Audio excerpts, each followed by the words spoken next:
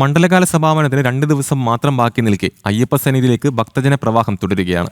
നാളെ തങ്കങ്കി ഘോഷയാത്ര തന്റെ സന്നിധാനത്തെത്തുന്നതോടെ അതോടനുബന്ധിച്ച് ഭക്തരെ കടത്തിവിടുന്നതിലടക്കം നിയന്ത്രണം ഏർപ്പെടുത്തിയിട്ടുണ്ട്.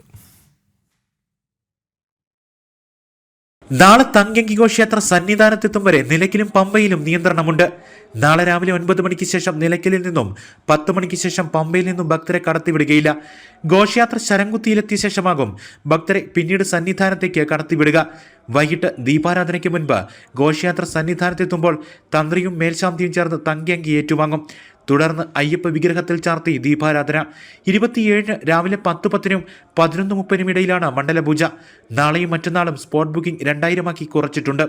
വെർച്വൽ ക്യൂ ബുക്കിംഗ് വഴി നാളെ 30,000 ഭക്തർക്കും നാളെ കഴിഞ്ഞ് 35,000 ഭക്തർക്കുമാണ് ദർശനം അനുവദിക്കുക. മണ്ഡലപൂജയുമായി ബന്ധപ്പെട്ട പോലീസിന്റെ ക്രമീകരണങ്ങളെല്ലാം പൂർത്തിയായതായി Sannidhanam special officer P Balakrishnan Nair പറഞ്ഞു. നമ്മൾ ഇത്രയും 1,00,000 കൂടുതൽ ആൾക്കാർ വന്നിട്ടും മാക്സിമം മരക്കോട്ട് എന്നിട്ടപ്പുറം ക്യൂ നീണ്ടിട്ടില്ല. ആ രീതിയിൽ ഭക്തർക്ക് കൂടുതൽ സമയം നിൽക്കാതെ, അവർക്ക് കൂടുതൽ 1-2 മണിക്കൂറിൽ കൂടുതൽ നിൽക്കാതെ എത്രയും പെട്ടെന്ന് ദർശനം നടത്താനുള്ള സൗകര്യങ്ങളാണ് പോലീസ് ചെയ്തുകൊണ്ടിരിക്കുന്നത്. അതിൻ്റെ ഭാഗമായിട്ട് മാക്സിമം കുട്ടികൾക്കോ സ്ത്രീകൾക്കോ വയസ്സായവർക്കോ ബുദ്ധിമുട്ടുണ്ടാകാത്ത രീതിയിലുള്ള പ്രവർത്തനങ്ങൾ പോലീസ് ചെയ്യുന്നുണ്ട്.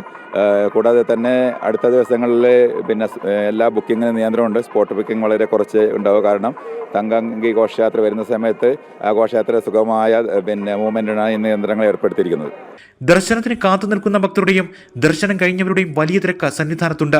പുലർച്ചെ 3 മണിക്ക് നട തുറന്നപ്പോൾ മുതൽ മുഴുവൻ സമയവും ഫ്ലൈ ഓവറും നടപ്പന്തലുമെല്ലാം ഭക്തരാൽ നിറഞ്ഞു. മരക്കൂട്ടം മുതൽ ക്യൂ ഉണ്ട്. 1,4216 ഭക്തരാണ് ഇന്നലെ ദർശനം നടത്തിയത്. ഇന്ന് ദർശനം നടത്തിയവരുടെ എണ്ണം ഉച്ചയോടെ 1,00,000 കവിഞ്ഞു. ജനം സന്നിധാനം.